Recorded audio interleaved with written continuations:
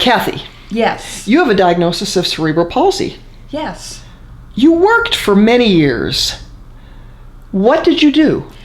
I was and still am a licensed clinical social worker, and I did just about everything you can do in the field of social work except teach. I was a foster care worker. I worked at the Schools for the Deaf and Blind in Ogden, Utah. I was their social worker there. I flew all around the state with other professionals to see the parents of the children who are deaf that I worked with. I was a psychotherapist for many years and worked with every age group there was from about 3 to about 90. I worked with able-bodied people, I worked with disabled people, I worked with their families. Like I said, just about everything you can do. I help people find resources when they didn't know which ones were available, and that's about it, but that's a lot. That is a lot. That's a whole lot. Okay.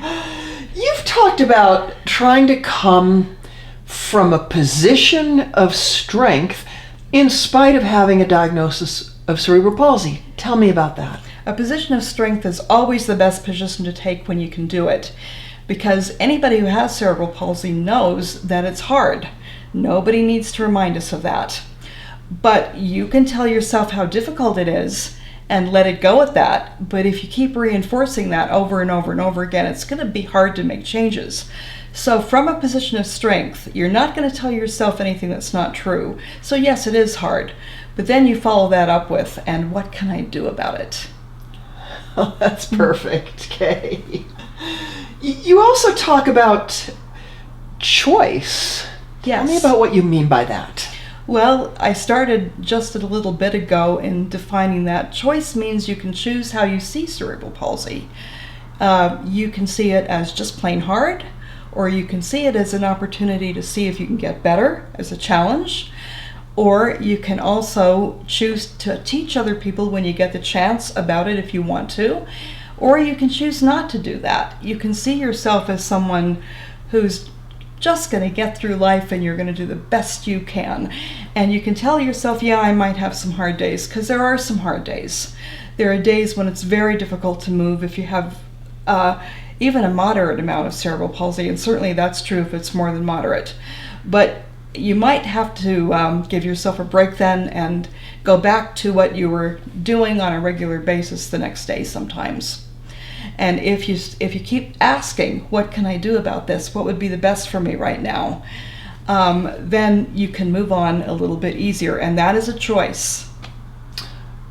That's really true for most of us. We have many choices in how we think about things, don't we? Yes, we do, all through life. And that's true whether you have cerebral palsy or whether you don't. And it's true for every situation, or regardless of what it is. And the most dramatic situation I can tell you about is there was a psychotherapist a long time ago whose name was Viktor Frankl. And he was a Holocaust survivor. And he was in a death camp.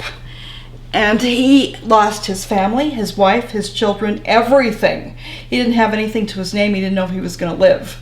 But he thought to himself, I have a choice as to how I want to see this. I can choose to live. I can choose to see the very best of this horrible situation that there is, or I can just give up, and I'm not going to give up. And he lived. He got out of that camp. It's remarkable.